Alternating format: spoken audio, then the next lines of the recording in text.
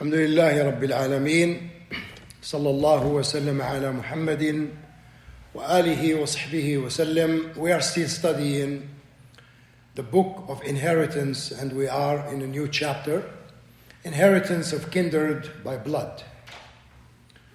Sheikh Salih bin Fawzan al-Fawzan, hafidhahullah ta'ala, he said, according to the scholars of inheritance, kindred by blood are the relatives who are not entitled to have prescribed shares, nor are they from one's agnate relatives.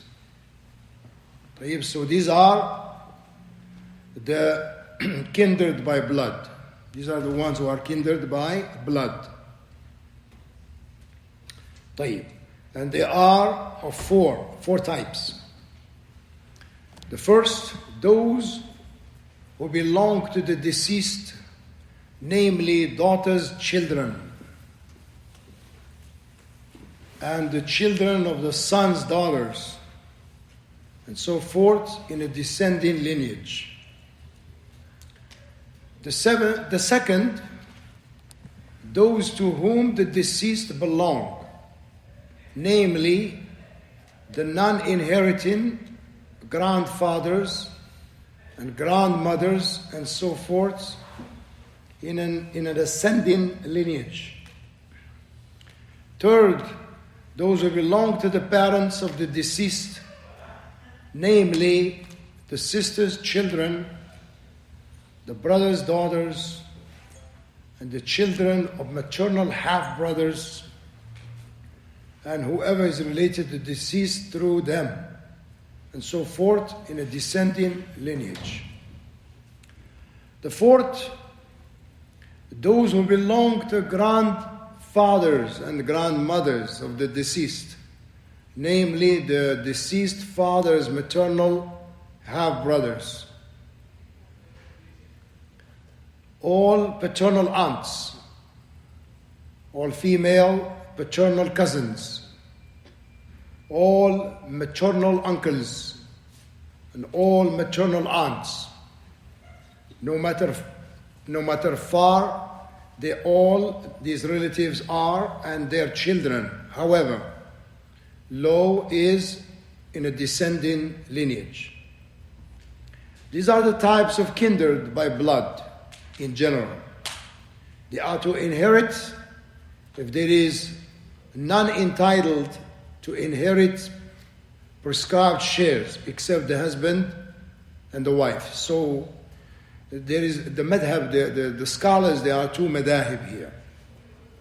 You have the madhab of Imam Abu Hanifa, rahimahullah, madhab of Imam Ahmed, madhab of Imam Abu Hanifa and Imam Ahmed, that those who are kindred by blood, they inherit. They inherit in case there are no heirs who inherit by shares, except for the husband and wife. Except for the husband and wife. The Shaykh said, Hafidhahullah ta'ala, except the husband and wife, provided there are no agnate relatives. This is according to the following evidence. So if they are agnate relatives, they cannot inherit anything. First, Allah exalted be, He says, but kindred by blood are nearer to one another regarding inheritance in the decree ordained by Allah. So there is an ayah. So those who say that they do inherit, they use this ayah right here. As for those who say they don't inherit, which is the madhab of Shafi'i and also Maliki, they use a hadith, but that hadith is weak.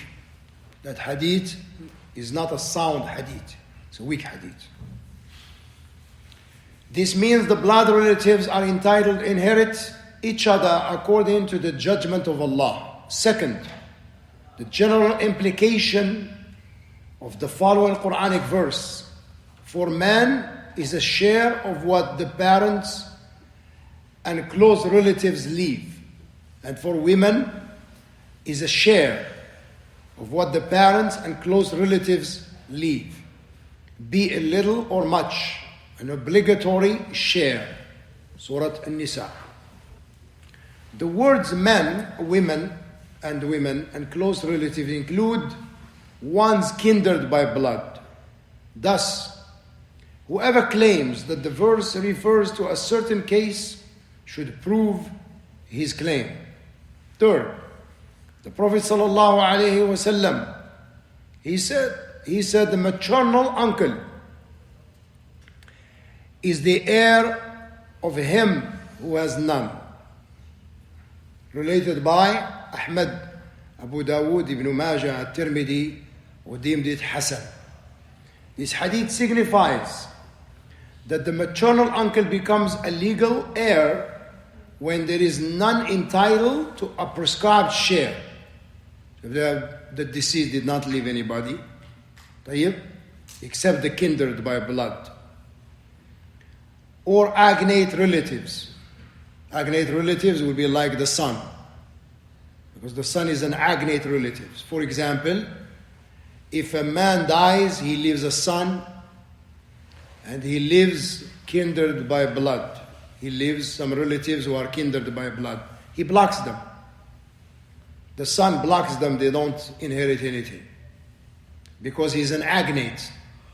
Agnate is the one who takes everything. If there are no other heirs to inherit, he will take everything. If his sister was with him, he will take double.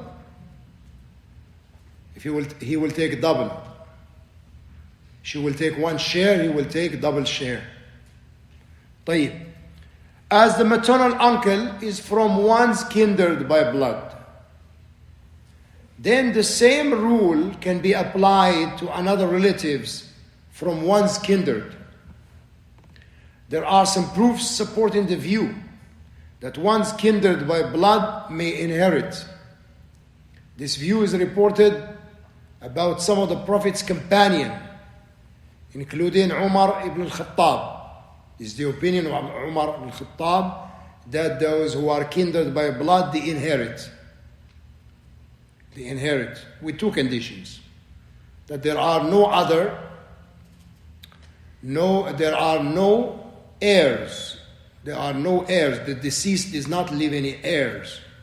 And number two, that there is no agnate. There is no agnate. So he said, and Ali ibn Abi Talib. So now we have Umar ibn Khattab radiallahu anh, and Ali ibn Abi Talib.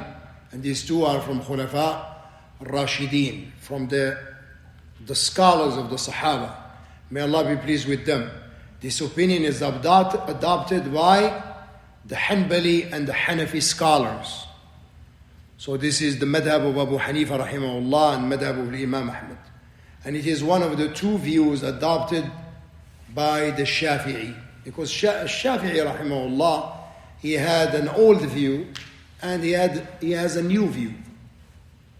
So when he was in Palestine and those areas, he had a view.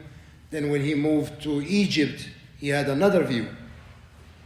So they say, في القديم والجديد. القديم is the old view. الجديد is the new view. طيب. The school, نعم, the Shafi'i school, in case the affairs of the public treasury are not settled. Okay. Now, if the public treasury has not been settled, we don't have nobody to run it and things like that, then in that case he agrees with Abu Hanifa and the Imam Ahmad that the kindred by blood, the money goes to them. Whatever is left goes to them. طيب. But all of them will agree, if there is nobody to inherit, then the money goes where? To the treasury of the Muslims. Goes to the treasury of the Muslims. The scholars who view that the kindred by blood are to inherit differ regarding the way they receive their share of inheritance.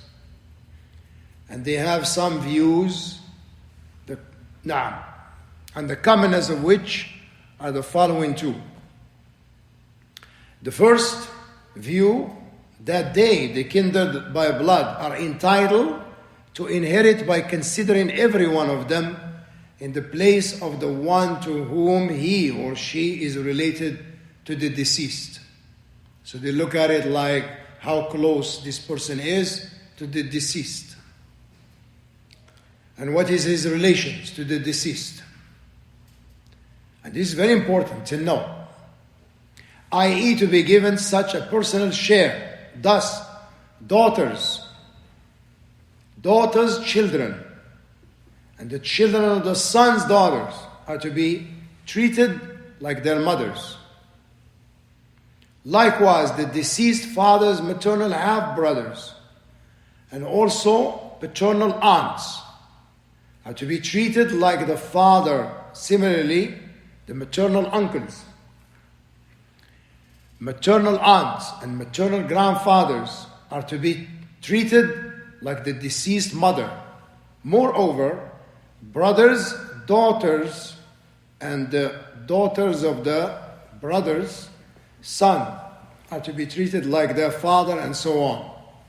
The second view, the kindred by blood are to inherit the same as the agnate relatives do, i.e. the closer the relative is, the more he is entitled to inherit, and Allah knows best. So these are, this is the chapter of today. We ask Allah subhanahu wa ta'ala to grant us all al-ilm al-nafi' wal-amal al-salih. Alhamdulillah Rabbil Alameen. Sallallahu ala Muhammad wa alihi wa sahbihi wa sallim. Jazakum Allah khair. Barakallahu feekum.